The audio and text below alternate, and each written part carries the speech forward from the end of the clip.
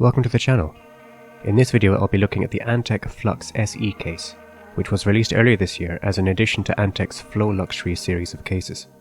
The Flux SE is a modern solid side panel case with 5 included fans, 3 120s at the front for intake, one 120 reverse plate fan under the GBU for intake as well, and a 140 in the rear for exhaust. The case can also fit up to 3 140s in the front and a 420 radiator, and the top fan mount can accommodate 3 120s and a 360 radiator, or 2 140s and a 280 radiator. I have seen quite a few posts on Reddit over the last few months of people looking for a solid side panel case for a work from home setup or upgrade, where they didn't want a glass side panel or any RGB, either as a style preference or because the location of the case would make it impractical to have glass as the side panel. It is nice to see solid side panel cases still being released that have good cooling support for modern high-end components.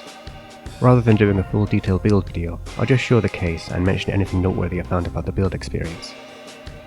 Taking a look at the front, you can see the wood frame and mesh design that is shared with the other Flux case releases. There isn't a dust filter between the front panel and the fans. The panel itself acts as the dust filter. There is a dust filter under the case for the power supply chamber, which is accessed from the front.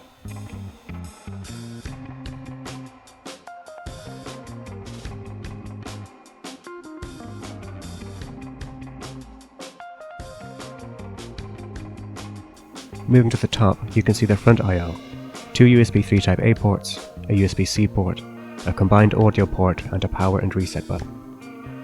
The top panel spans the entire width of the case with holes cut out for the I/O and has tool-free removal. As with the front, there isn't a dust filter between the top panel and the fan rail beneath, with a mesh on the panel acting as the filter. Looking at the main component chamber, you can see the included fans, some rubber grommets for passing through cables, and a motherboard tray which supports back-to-connect motherboards.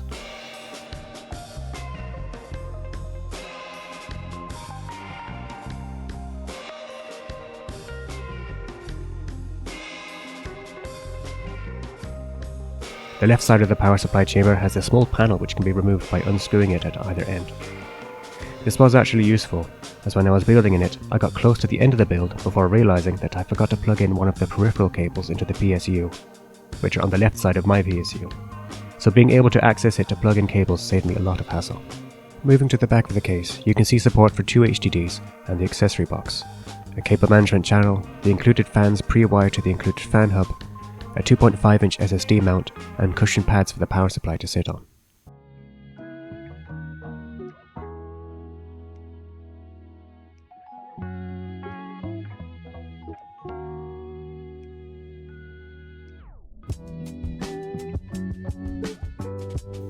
The included fan hub's SATA and PWM cables are pre-routed to the bottom of the case. The fan hub doesn't have any ARGB headers, which I suppose might disappoint some people, but the design of the case wouldn't allow for much visible lighting other than the front panel. The front panel connectors are just the power and reset cables. There aren't any LEDs integrated into the power button or front I/O at all. Just a couple of notes on the building process. If you are installing a radiator or AIO on the top of the case, you can unscrew the fan rail and mount the AIO outside of the case, which also gives you some more room for working in the main chamber. There is quite a lot of flex in the fan rail, but once you have the AIO installed on it, it's fine. For the HDD tray, the tray is quite close to the right panel, so you need to put an aggressive bend on the SATA power and data cables to allow the side panel to close. Taking a quick look at the accessories that come with the case, they are quite simple. You get a handful of cable ties, some plugs for the front I/O ports, some spare fan screws, and a spare tab for the side panels in case one of them breaks. The included screws are an unorganized mixture of common PC component screw sizes for storage drives, the motherboard, and the power supply.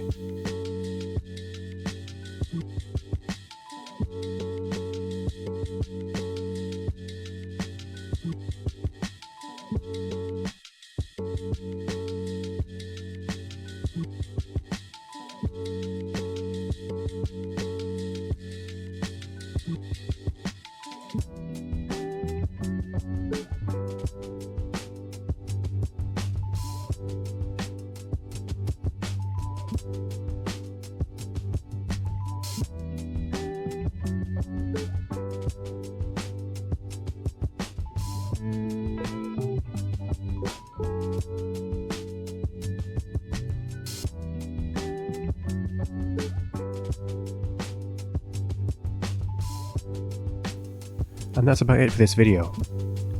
Overall, I think it is a decent case for the features that it provides at its price, which when I ordered it directly from Antec cost me €98, which is currently showing as £86 or $115 on the Antec store at the time of making this video.